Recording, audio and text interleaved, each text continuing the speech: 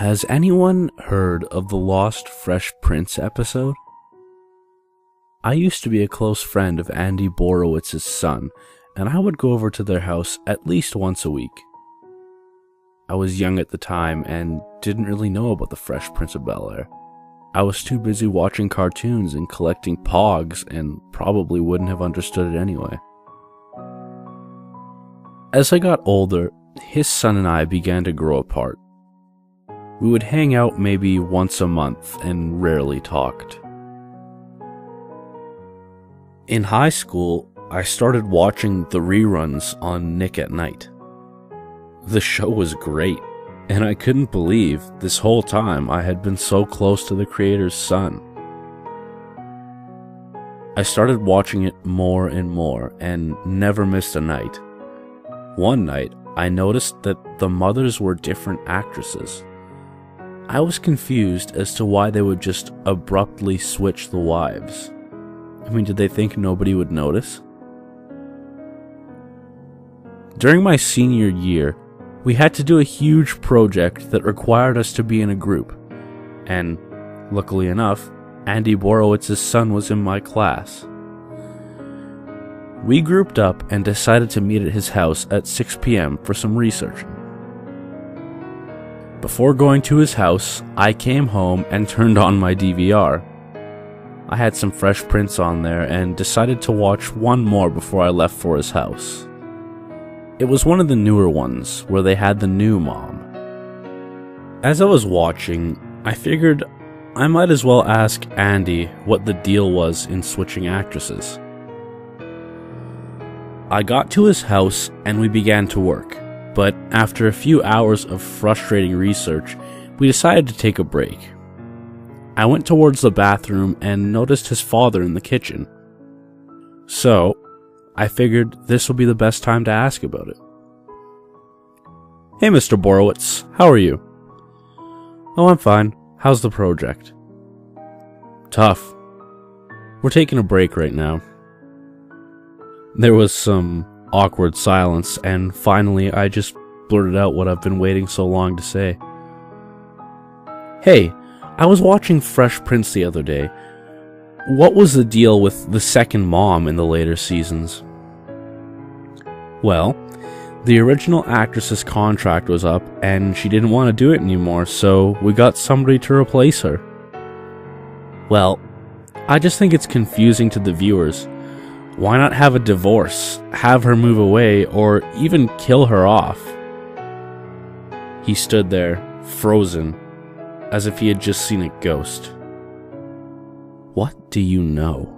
he asked. "What? What do you know, you motherfucker?" I stared blankly at him. I tried to move, but I was way too scared. I don't know what you're talking about, sir." "Bullshit. Who told you?" By this time, I was getting really scared and looking for anything I could use as a weapon just in case. "Honestly, I don't know what you're talking about." He stared into my eyes for about 2 minutes. Neither of us blinked. "Come into my office." He left, and my heart was pounding. I was covered in sweat and felt like complete garbage.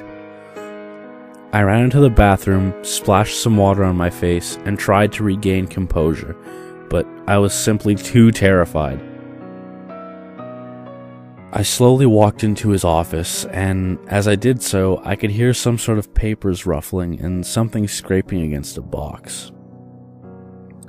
I crept in. "Sit down," he told me.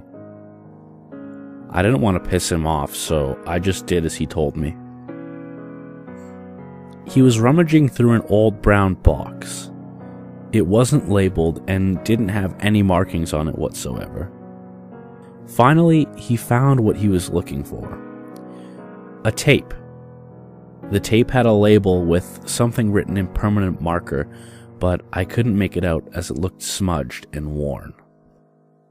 He threw it on the desk and sat down, massaging the side of his head. And then he looked straight at me. In '93, when Janet said she didn't want to continue with the show any longer, we came up with a couple of ideas as to how to continue with the show. There were 3 ideas. Have her move to New Jersey, where she got a job teaching at Princeton, leaving the family behind. The second was to simply find a replacement like they've done in other shows, and the third idea... He paused, looking as if he were ready to vomit. His face became extremely pallid, and his eyes seemed deeply sad. It looked as if he were on the verge of tears. Excuse me. The third idea was to end the show and kill her off completely. We shot all 3 and decided to put them up for a vote at the end. The first 2 were a breeze to write and film. We got it on the editing floor and they were all good to go. However, shooting the third was the hardest. A lot of the crew didn't even want any part of it, and the ones who did never fully recovered from what they saw. The atmospheres while shooting were tense, and nobody smiled at all. Normally, between takes, the actors would talk amongst themselves, but during this shoot, they would go and stand with their arms crossed, looking at the ground until it was their time to get up and shoot. By now, his voice was cracking and his upper lip couldn't stop trembling. He gave me the tape and told me to get the hell out and not to come back or he would call the cops. I quickly grabbed my tape, my stuff, and went home.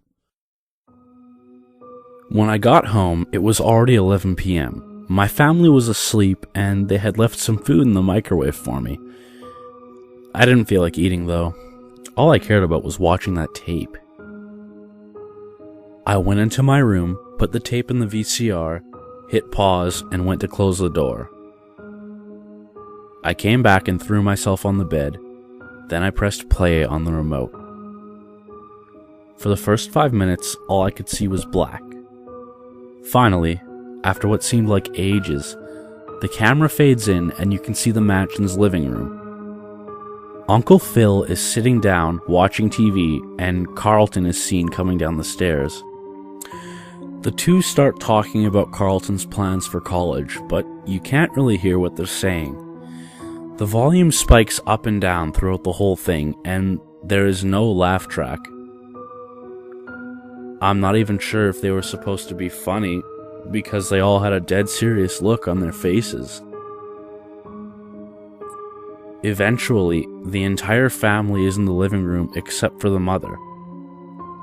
The phone rings and Uncle Phil answers it.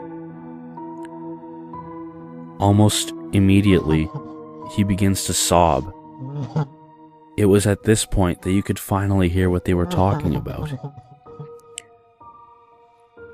Uncle Phil falls to the ground, sobbing uncontrollably and screaming in agonizing pain. The others sit there with blank expressions on their faces. The screaming continues for 5 minutes before Carlton picks up the phone and starts talking to the person on the other end. He just says, "Yeah," and "Goodbye." Carlton walks out of frame, and then you can hear something said in Latin, followed by a gunshot. Uncle Phil is still sobbing and screaming, but the cast looks to stage left where Carlton went. Vivian comes into frame with a shotgun. The entire cast scatters and runs, except for Uncle Phil, who by now is having a seizure. Vivian points the gun to his head and fires a shot. She then chases Carlton up the stairs and fires one into his back. He screams in pain, but isn't killed. Hillary makes it out with Will and they run to the next door neighbors. They knock on the door, but there's no answer. They continue to knock and ring the doorbell with the same result. They check the knob and open the door, walking in and looking around. There's no power and no lights. They immediately become freaked out, but proceed to go and search for a phone. The video then cuts to some grainy footage of Vivian tying up Ashley. She is sobbing, but muffled by a gag. Vivian then drags Carlton and begins to sing an old crooner song. She has this weird, creepy smile, and tears of blood start coming down her cheeks. Carlton begins to say a prayer, but Vivian quickly hits him with the gun and tells him to stop. She turns to Ashley and pulls out a knife. She slowly starts walking towards her, saying in a sing-song voice, "Ashley, honey, such a good girl, such a beautiful girl, my favorite girl." She raises a knife and brings it down toward her neck. Before the knife makes impact, the scene cuts to black. This is followed by 10 minutes of applause, which turns into yelling, and finally, screaming. The screaming gets louder and louder, and then it fades into Will and Hillary finding the dead bodies on the couch and the floors and walls covered in blood. There's no sign of Vivian. Hillary urges Will that they leave, but he says, "No, I want to stay." Hillary starts screaming at Will to leave, but eventually she gives up and runs out of the house. It doesn't explain why they went back in. All you see is Hillary running away. Again, the tape fades to black for about 1 minute. The show fades in and the end credits roll. In the background is a still photo of Uncle Phil with his head blown off, Carlton with a huge wound in his stomach, Ashley looking as if someone had skinned her alive, and Will with all his limbs torn off. The whole family is sitting on the couch like this, with Vivian in the middle, smiling and covered with blood. After the credits stop rolling, the picture stays there for a good 30 minutes. I jumped off my bed and hit eject. The VCR returned the tape, but the ribbon had jammed inside of it. I cut the tape with scissors and cleaned up the mess, beginning to examine it, and noticed that almost all the film was still wound on the left side. My heart sank, and I threw it in the trash. That night, the picture from the end credits haunted my dreams. Except, instead of seeing the Banks family on the couch, it was my own, with me in the middle, smiling.